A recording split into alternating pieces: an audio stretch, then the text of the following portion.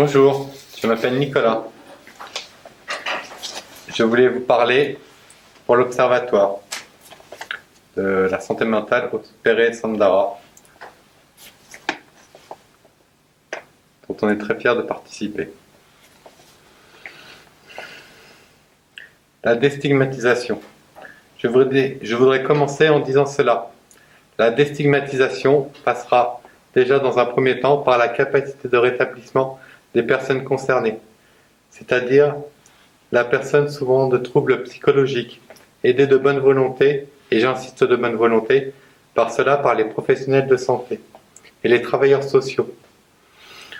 Le plan est le suivant. Je veux un rétablissement rapide et une perte de notion de réalité, pas de rupture psychosociale, pas de rupture psychoaffective, un traitement adéquat, c'est-à-dire sans effet secondaire, et une poursuite des études, un travail, une confiance en soi, une capacité de séduction. 13% des budgets est alloué aux éducations compensatrices et seulement 3% à la recherche, c'est-à-dire à la recherche de traitements sans effet secondaire. Cela démontre une non-volonté de trouver une solution. Vous avez une voix, vous avez un vote. Votez pour ceux qui permettront cette volonté de trouver des traitements par la recherche sans effet secondaire. En sciences, en médecine, on peut tout faire. C'est un chercheur qui m'a dit ça.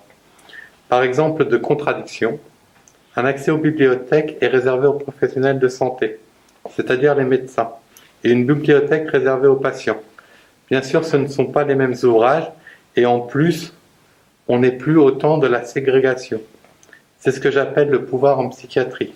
La connaissance pour les médecins et la non-connaissance pour les patients. La prise en charge des patients est taboue. Leur liberté également. Mais la question des traitements l'est encore plus. C'est ce que j'appelle le pouvoir en psychiatrie. Peut-être que les fils de médecins ont un traitement meilleur.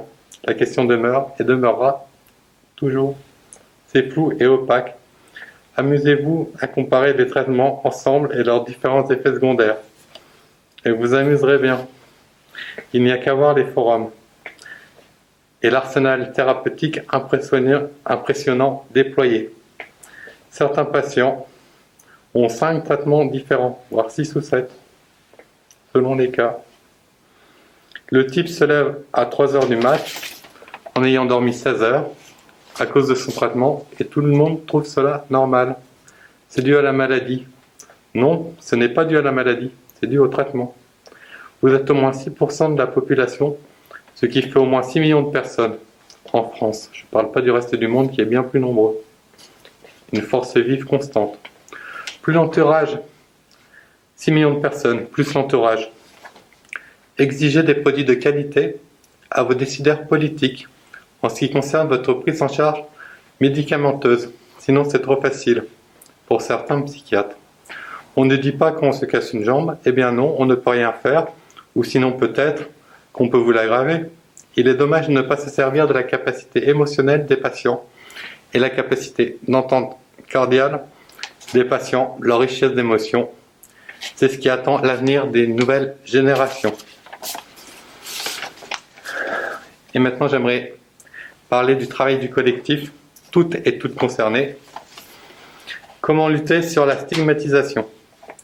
Il faut informer le grand public en témoignant sur les réseaux sociaux, à l'instar de Luc Vigneault, sur YouTube, qui parle très bien des tribulations en psychiatrie et du parcours du combattant d'un patient, et comment s'en sortir.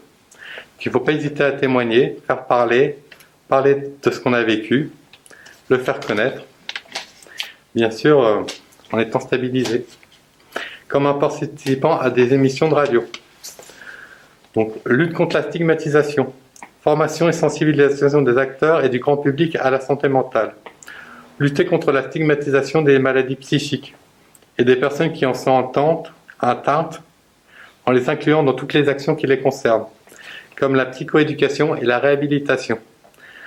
Apprendre à expliquer, communiquer sur sa maladie pour changer le regard sur soi-même et celui des autres.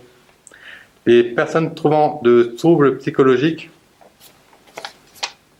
ne sont pas si différentes des autres, même pas du tout. Il y a même un truc sur YouTube, sommes-nous tous bipolaires? Sensibiliser par des interventions pour promouvoir l'affirmation du droit à la différence et du respect des autres. Dans les formations, intervention dans les formations des professionnels. D'ailleurs, j'invite les professionnels à nous rencontrer. S'ils le désirent, on sera disponible. Et dès le début de la maladie, et dans tous les aspects de la vie. Informer le grand public, communiquer des données chiffrées et réelles sur la criminalité, afin de sortir la maladie psychique de la notion de dangerosité. Lutter contre la stigmatisation dans les médias, saisie du CSA, plainte en diffamation. Développer la médiatisation et la communication en direction du regard du grand public, de la santé mentale, réseaux sociaux, télévision, manifestations publiques, journaux. Former très largement les professionnels de santé, travailleurs sociaux, médecins, soignants, le personnel des urgences, à la santé mentale et à la compréhension des troubles psychiques, dont les autoblessures par exemple, qui est une manifestation exécrable de certaines blessures. Au rétablissement et à l'inclusion, en associant systématiquement des personnes concernées, et dans les formations initiales comme dans la formation continue, et proportionner une immersion. C'est-à-dire qu'il faudrait que des personnes, que les médecins, les futurs médecins et médecins psychiatres, dans leur formation, rencontrent des personnes concernées en état de rétablissement, dans leur formation, afin de changer de regard, et il faudrait peut-être changer certains cours de psychiatrie, même si tout le monde va dans le bon sens et que les choses avancent. Développer la bienveillance dans la cité, éducation à la bienveillance dans les écoles, accompagnement à la parentalité et à la citoyenneté. Voilà, je vous remercie.